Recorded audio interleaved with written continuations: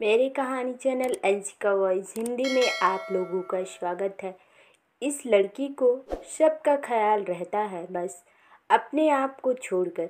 अरे थोड़ा आराम से बैठकर खाना तो खा लिया कर। एक सास अपनी बहू के पीछे पीछे खाने की प्लेट लिए दौड़ती हुई बड़बड़ा रही थी। सरिता जी बड़ी ही भोली भाली और सुलझी हुई महिला हैं। भगवान की कृपा से उसे किसी चीज़ की कमी नहीं थी। उनके दो बेटे हैं, जय वीरू सी जोड़ी है। दोनों बेटों की उसने अपने बड़े बेटे की शादी कर दी। बहू भी बहुत ही संस्कारी और चंचल स्वभाव की मिली। कोई देखकर ये नहीं बता सकता है कि ये दोनों सास बहू हैं। एकदम माँ बेटी जैसा प्यार है इन दोनों में।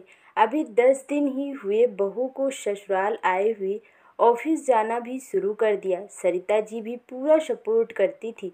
सुबह जब बहू ऑफिस जाने लगती तो सरिता जी रसोई से लेकर घर के सभी कामों में बहू के साथ लगी रहती थी और टाइम टाइम पर खाना पानी के लिए भी उसे डांटती रहती हैं।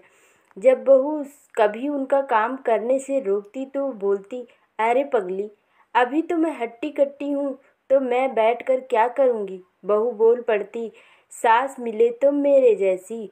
बाहर खड़ी गाड़ी के हॉर्न से दोनों सास बहू के प्यार की कहानी खत्म हो जाती। जब बहू गाड़ी पर बैठकर अपने ऑफिस चली जाती। ऐसे ही चलता रहा, लेकिन एक दिन अचानक से बेटे विवेक ने आकर बोला, माँ मुझे कल अमेरिका के लिए निकलना है, मेरा प्रमोशन हो गया है। पहले वहाँ मैं जाऊँगा, फिर वहाँ पर व्यवस्था करने के बाद रजनी को भी अपने साथ लेकर जाऊँगा। सरिता जी खुशी बहुत हुई और वो अपने बेटे के जाने की तैयारी में लग गई। सरिता जी के बेटे को गए हुए 2 साल हो गए, लेकिन वो घर वापस नहीं लौटा। वो अब बहू भी उखड़ी उखड़ी सी रहने लगी। चेहरे पर न ताजगी न मुस्कान। सरिता जी के पूछने पर वो हंसकर टाल देती और कभी भी अपने दिल की बात नहीं बताती। जब भी सरिता जी फ़ोन करती और आने को पूछती तो बेटा कहता, बहू को अपने साथ कब लेकर जाएगा। तब उसका जवाब यही होता कि माँ अभी कुछ दिन और लगेगा। लेकिन बात तो कुछ और ही थी।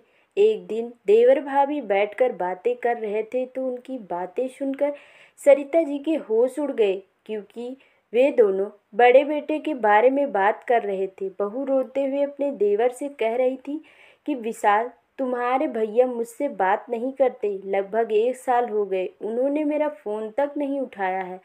मैंने उनके ऑफिस में फ़ोन किया तो पता लगा कि उनका कोई प्रमोशन नहीं हुआ, बल्कि वो नौकरी छोड़कर किसी लड़की के साथ अमेरिका चले गए हैं। उनका कहना है कि उनकी शादी उनकी मर्जी के खिलाफ हुई थी। सरिता जी बालकनी के पास के दरवाजे के पास खड़ी ये सब बातें सुन रही थी। उनको चक्कर आया और वो धड़ाम से गिरी और बेहोश हो गई। आवाज़ सुनकर दोनों देवर भाभी आए तो देखा माँ जी वहाँ पड़ी थी।